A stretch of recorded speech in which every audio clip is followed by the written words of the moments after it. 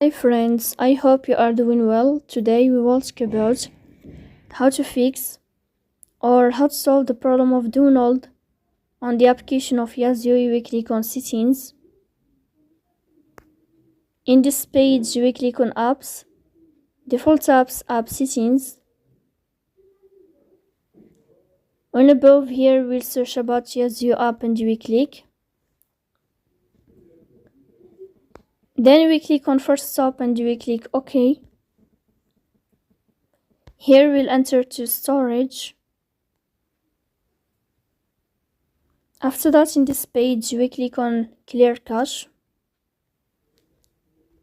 In the end you can you can turn on your airplane mode, and you will wait a moment more you can fix that problem. So please don't forget to support us by like and subscribe. See you next time.